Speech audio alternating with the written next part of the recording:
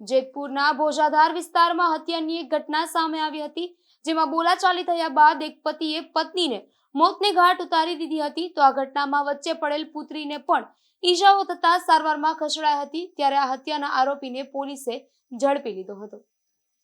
ભોજાધાર વિસ્તારમાં રહેતી ઋતુબેન તિવારીના ઘરે તેના માતા પિતા મહેમાન ગતિ માણવા આવ્યા હતા. ત્યારે માતા ગોરખીબેનને અને પિતા વચ્ચે કોઈ બાબતે બોલાચાલી થઈ હતી, જેમાં ઉશ્કેરાયેલા પિતાએ ગોરખીબેન ઉર્ફે રેખાબેન નામની રીતુબેનની માતા પર છરી વડે હુમલો કરી દીધો હતો.